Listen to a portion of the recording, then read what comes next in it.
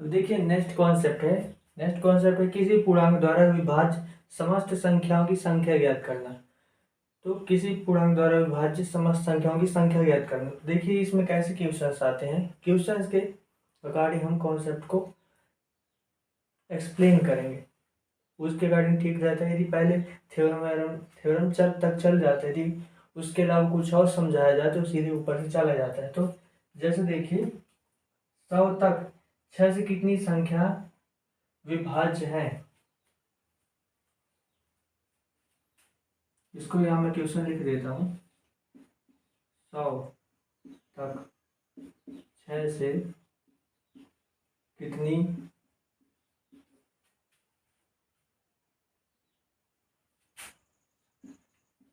संख्या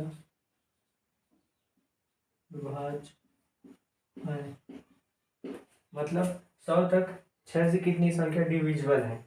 6 मतलब 1 से लेकर 100 तक ऐसे कितने नंबर्स हैं जो जिनमें हम 6 से भाग दें तो पूरी तरह डिविजिबल हो जाती है, मतलब डिविजिबल हो जाती है, मतलब भाग देते हैं उन संख्या में 6 से, तो हमको शेष क्या प्राप्त होता है, शेष 0, रिमाइंडर 0 प्राप्त होता है।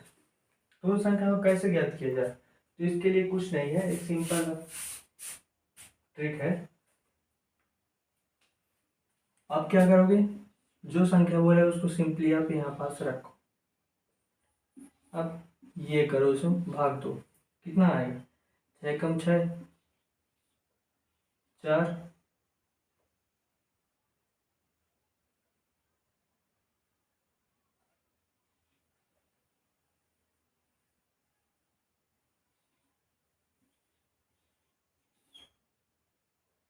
बस यहीं तक रुक जाना है, इसके आगे भाग नहीं जाएगा। तो हम यहाँ से अब नीचे से कोई मतलब नहीं है, यहाँ पास आया कितना, 16 आया, यही होगा नंबर्स की संख्या। कितनी संख्या विभाज्य है, 16 संख्याएं विभाज्य हैं।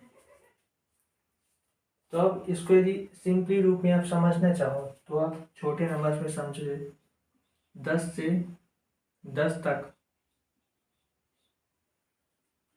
2 से कितनी संख्या है, जैसे उसमें एडीज लिखा था विभाज्य हैं। तो आप क्या करोगे, 10 में 2 से भाग दो, 2 पंचे 10, 5 आया। अब देखो आप लिखो नंबर्स, 1 2 3 4 5 6 7 8 9 10, 10 तक बोला है। अब 2 से डिवाइड करो, 2 से डिवाइड हो गया, ये भी हो गया, 2 3 4 5, 5 नंबर्स हैं, आंसर 5 है। तो ये आपका चेक भी हो गया है। लेकिन इतनी बड़ी नंबर्स, इतनी बड़ी संख्या है, मतलब 6 है तो बड़ी ही है, मतलब 100 है तो 6 ही बड़ी ही है। तो आप 100 तक ऐसे नंबर लिख के उनको काटोगे नहीं चाहो, तो ये बढ़िया रहता है ट्रिक। ये ठीक है, अब हम चलते हैं नेक्स्ट क्वेश्चन की ओर। अब नेक्स्ट क्वेश्चन है, जैसे आपको यहाँ दिख रहा होगा, एक मिनट,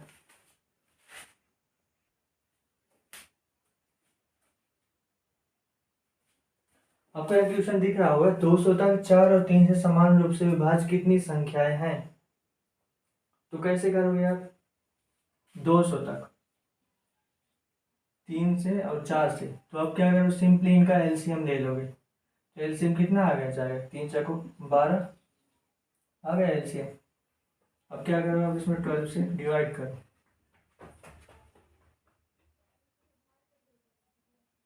12 एकम 12, 8 बचा।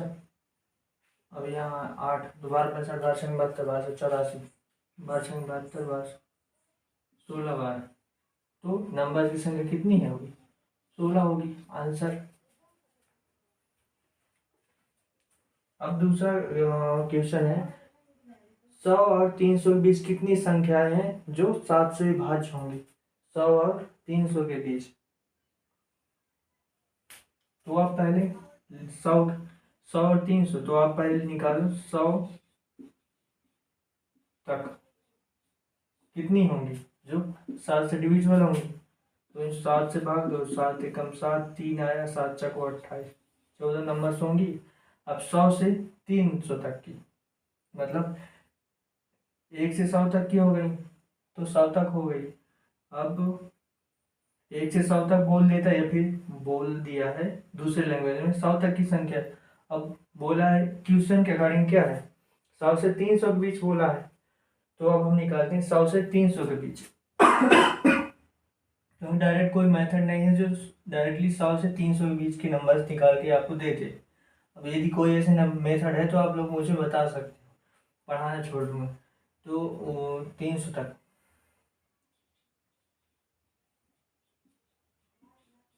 7 से डिविजन, तो 7 से डिवाइड करो, 7 चौको 28, 2 7 दूनी 14, 42 हो गई।